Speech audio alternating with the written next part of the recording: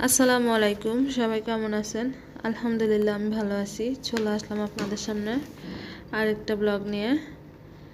আর আজকের ভিডিওতে দেখাবো আমি কিভাবে পাঁচ পিঠা বানাই। আসলে এটাকে কার ভাষায় কি বলে, কার আঞ্চলিক ভাষায় কি নামে পিঠা বলে আমি ঠিক জানি না, বাট আমাদের নোয়াখালীর ভাষায় এটাকে আমরা পাঁচ পিঠা বলে থাকি, নারিকেল দিয়ে বানাই। আর আমাদের নোয়াখালীর এই পিঠার অনেক গুরুত্ব, কেননা আমাদের নোয়াখালীতে মেয়েদের বিয়ে হলে এই পিঠা দেওয়া লাগে, মাস্ট বি। এটার বলে আঁচল পিঠাও বলে, পাঁচ পিঠাও বলে। আমাদের বিয়ের কিছুদিন পরে এই পিঠা দিতে হয়, প্রচুর পিঠা দিতে হয়, প্রায় 1500, 2000, 3000, 5000 পর্যন্ত পিঠা বানায় দিতে হয়, আঁচল পিঠা বলে। তো এই পিঠাগুলো আসলে অনেক মজা খেতে, সচরাচর বানানো হয় না। বিয়ে উপলক্ষ ছাড়া বা কোনো মেহমান অতিথি আসা ছাড়া এই পিঠাগুলো বানানো হয় না। তো আজকে আমার বোনে খেতে চাইলো, ও বলতেছে ওর খুব খেতে ইচ্ছে করতেছে পাঁচ পিঠা। তা আমি বলছি এটা তো একা বানানো সম্ভব না, চল দুজনে মিলে বানাই। তারপর আর কি, দুজনে মিলে বানাইতে বসে গেলাম একটা। তারপর দুটো নারকেল ভেঙে নিলাম, নিয়ে তারপরে দুটো নারকেল পুরোপুরি নিয়ে নেই, 3 মালা নিছি, দুটো নারকেল থেকে 3টা মালা নিছি।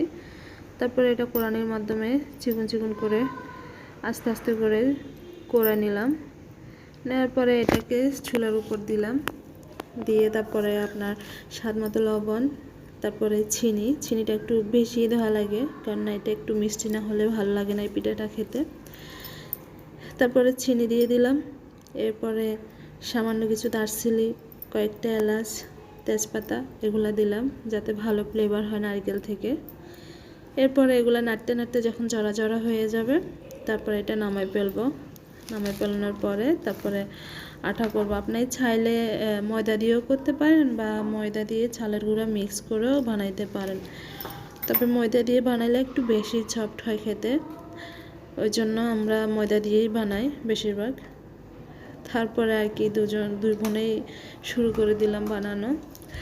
প্রথমে রুটি বেলে ফেলছি, তারপরে বানানো শুরু করলাম। চাইলে আপনি এক ডিজাইনেরও বানাইতে পারেন, আবার চাইলে অনেক রকম ডিজাইনেরও বানাইতে পারেন। আসলে এই পিঠাগুলো যারা না খাইছেন তারা বুঝবেন না এটার মজা, আর যারা খাইছেন তারাই বুঝবে এটার মজা ঠিক কতটুকু। এটা অনেক মজা। আমাদের নোয়াখালীতে আমরা প্রচুর পরিমাণে পিঠা খাই, অনেক ধরনের পুলি পিঠা, তারপর নারিকেলের পাঁচ পিঠা, পোয়া পিঠা, পান্তুয়া পিঠা। এই পিঠাগুলো আমাদের খুবই পছন্দ নোয়াখালীর মানুষের, আমরা সবসময় এগুলো খাই। ইভেন কোনো মেহমান গেলেও আমরা তাদেরকে পিঠা দিয়ে প্রথমত আপ্যায়ন করি। আর তো আজকে আমার বোনের খেতে ইচ্ছে করলো, তাই আবারও বানাই ফেললাম। এই যে অনেকগুলো পিঠা হয়েছে, 3 মালা নারকেল দিয়ে প্রায় প্রচুর পিঠা হয়েছে, অনেকগুলো পিঠা হয়েছে দেখেন। আমরা কিন্তু সবগুলো এক ডিজাইনের বানাই না, এক একটা এক এক ডিজাইনের বানাইছি সুন্দরের জন্য।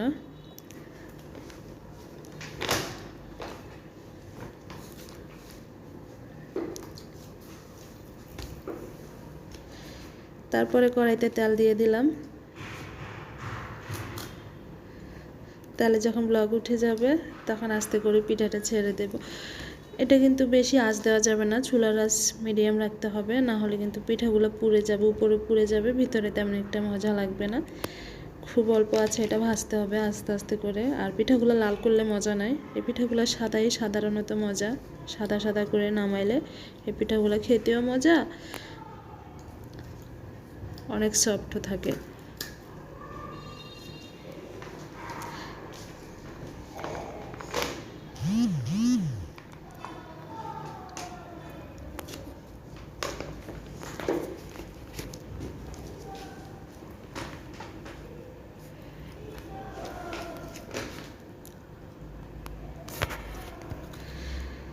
একটা একটা করে সবগুলো এভাবে ভেজে নেব। তারপরে বানানো প্রায় শেষের দিকে, তেলে সেঁকে ফেলছি, প্রায় শেষের দিকে চলে আসলাম।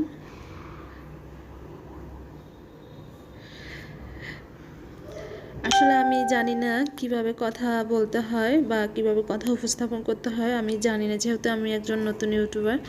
তো আমার যদি কখনো ভুল ত্রুটি হয়ে থাকে, আপনারা অবশ্যই আমার ভুলটা ধরে দিবেন বা আমার ভুলটা শুধরে দেওয়ার সুযোগ দিবেন আশা করি।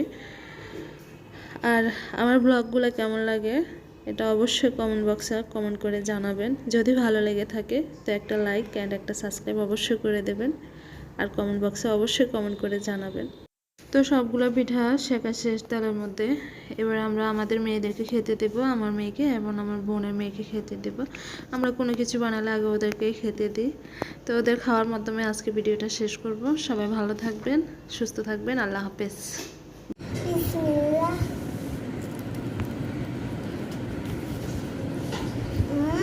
খুব মজা হয়েছে। বিসমিল্লাহ।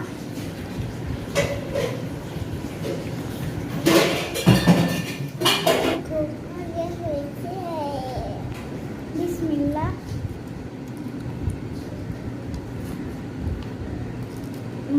খুব মজা। আয়শা কেমন হয়েছে? খুব মজা।